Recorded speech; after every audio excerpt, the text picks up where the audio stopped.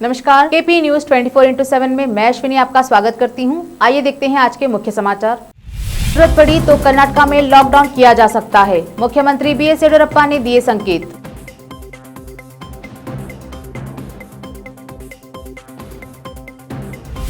Supreme court के 50% कर्मचारी हुए कोरोना संक्रमित, वीडियो कॉन्फ्रेंसिंग के जरिए जज अपने घरों से मामलों की करेंगे सुनवाई।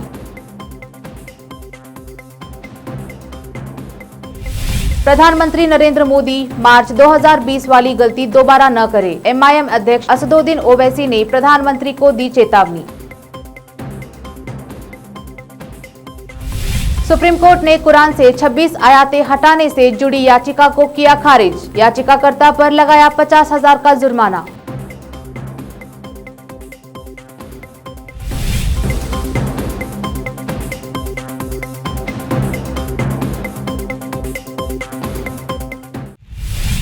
अब समाचार विस्तार से। देश में कोरोना का प्रकोप काफी बढ़ रहा है, वहीं कर्नाटक भी इसकी लपेट में आ गया है और हर दिन कोरोना के मामले बढ़ते जा रहे हैं। इसको देखते हुए कर्नाटक के मुख्यमंत्री बीएस येडियुरप्पा ने सोमवार को कहा कि जरूरत पड़ी तो सरकार लॉकडाउन कर सकती है। लोगों को अपनी भलाई के लिए खुद का ध्यान रखने की जरूरत है। यदि वे खुद पर ध्यान नहीं देते तो हमें कड़े कदम उठाने पड़ सकते हैं।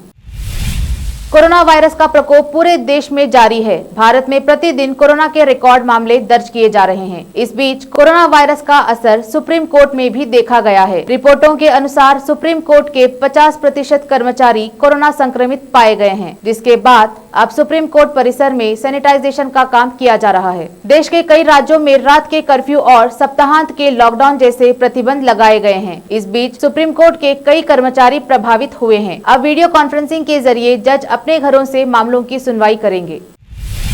हैदराबाद के सांसद और एमआईएम के अध्यक्ष असदुद्दीन ओवैसी ने प्रधानमंत्री नरेंद्र मोदी को दोबारा देश में लॉकडाउन नहीं लगाने की चेतावनी दी है। उन्होंने कहा कि बढ़ते कोरोना वायरस के बीच अगर पीएम मोदी ने मार्च 2020 की गलती दोहराई तो बड़ी मुश्किल होगी। एमआईएम सांसद ने आरोप लगाया कि पीएम मोदी 5 राज्यों के विधानसभा चुनावों के नतीजे आने के बाद फिर से देश में लॉकडाउन लगाना चाहते हैं। उन्होंने कहा कि ऐसा न हो कि 2 मई को पश्चिम बंगाल, असम, तमिलनाडु और पुडुचेरी में विधानसभा चुनावों के नतीजे जैसे ही आएंगे, पीएम मोदी रात को 8 बजे आकर कहेंगे, भाइयों बहनों लॉकडाउन।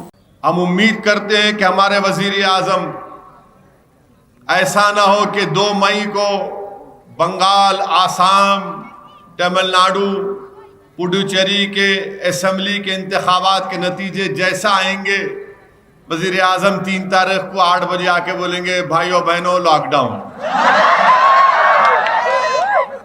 यानी बंगाल में, तमिलनाडु में, आसाम में, पुडुचेरी में वजीर आजम भी जाकर इलेक्शन की रैलियों से मुखातिब हो रहे हैं, हम भी जा रहे हैं।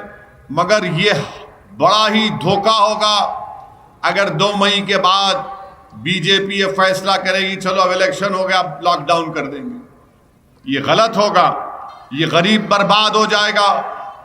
वजीर आजम नरेंद्र मोदी ने लॉकडाउन लगाया था मार्च 2020 में, उसकी वजह से 10 करोड़ गरीबों की नौकरियां चले गई, 10 करोड़, और करीब 25 से 30 लाख के दरमियान लोगों की जो व्हाइट कॉलर काम करते थे उनकी तनख्वाहें कम हो गई, लोग मर गए उसमें।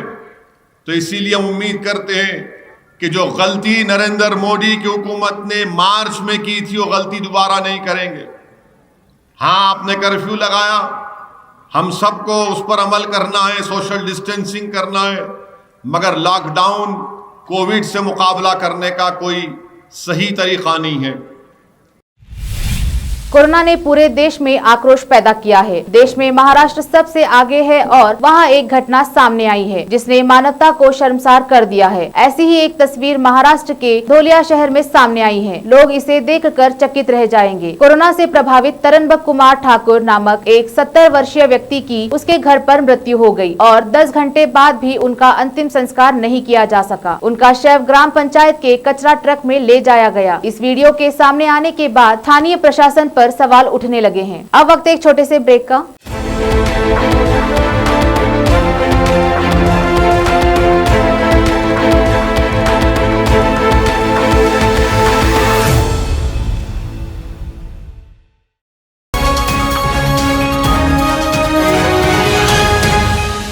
आपके अपने शहर, राज्य, देश और दुनिया भर में क्या कुछ हो रहा है जानने के लिए।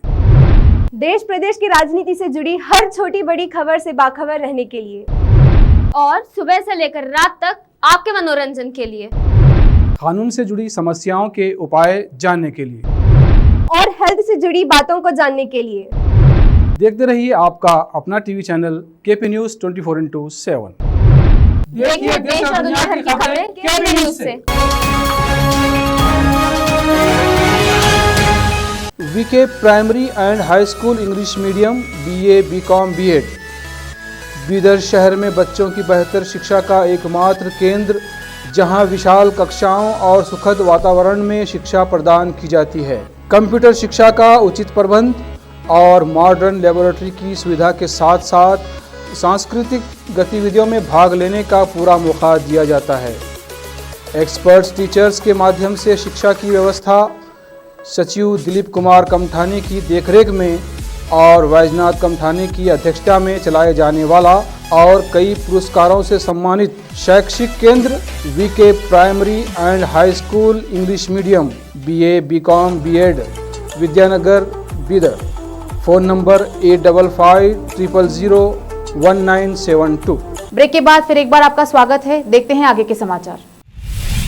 सुप्रीम कोर्ट ने कुरान से 26 आयतें हटाने से जुड़ी एक याचिका खारिज कर दी है। इसके साथ ही याचिकाकर्ता पर 50,000 रुपए का जुर्माना भी लगाया है। शिया वक्फ बोर्ड के पूर्व अध्यक्ष वसीम रिजवी ने जनहित याचिका दायर कर सुप्रीम कोर्ट से मांग की थी कि कुरान शरीफ की 26 आयतों को हटाया जाए। रिजवी के मुताबिक ये खास आयतें मनुष्य को हिंसक बना रही हैं और आतंकवाद सिखा रही हैं। याचिका में वसीम रिजवी ने दावा किया था कि इन्हीं आयतों को कोट करके दुनिया के लोग आतंकी बनाए जाते हैं। वसीम रिजवी की याचिका के बाद पिछले दिनों एक इस्लामी सम्मेलन जिसमें शिया और सुन्नी समुदाय के उलमा शामिल हुए थे, रिजवी को इस्लाम से खारिज कर दिया गया था और फरमान जारी किया गया था कि मुल्क के किसी भी कब्रिस्तान में रिजवी को दफन नहीं होने दिया जाएगा। वसीम रिजवी इस समय अंडरग्राउंड है।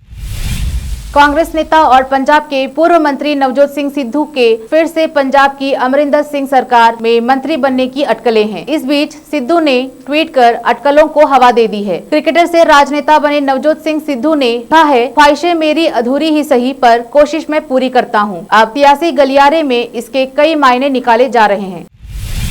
महाराष्ट्र के मुख्यमंत्री उद्धव ठाकरे ने स्पेशल टास्क फोर्स के सदस्यों के साथ एक महत्वपूर्ण बैठक की। बैठक में महाराष्ट्र के स्वास्थ्य मंत्री राजेश टोपे, मुख्य सचिव सतराम कोटे और कोरोना महामारी के दौरान गठित टास्क फोर्स के सदस्यों ने भाग लिया। स्पष्ट आदेश देते हुए मुख्यमंत्री ने कहा कि सरकारी और अर्ध सरकारी कार्यालयों में प्रवेश करने वालों को प्रवेश करने से पूरी तरह से रोक दिया जाना चाहिए। उन्होंने कहा कि अगर निजी कार्यालय और संस्थान 50% कर्मचारियों के प्रतिबंधों का पालन नहीं करते हैं तो उनके खिलाफ सख्त कार्यवाही की जानी चाहिए। आखिर में फिर एक बार देखते हैं मुख्य समाचार। अगर जरूरत पड़ी तो कर्नाटक में लॉकडाउन किया जा सकता है, मुख्यमंत्री BS येडियुरप्पा ने दिए संकेत।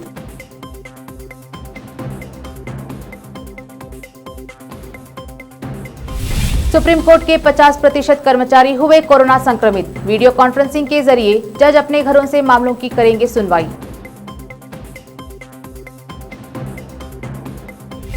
प्रधानमंत्री नरेंद्र मोदी मार्च 2020 वाली गलती दोबारा न करें। MIM अध्यक्ष असदुद्दीन ओवैसी ने प्रधानमंत्री को दी चेतावनी। सुप्रीम कोर्ट ने कुरान से 26 आयतें हटाने से जुड़ी याचिका को किया खारिज। याचिकाकर्ता पर लगाया 50,000 का जुर्माना।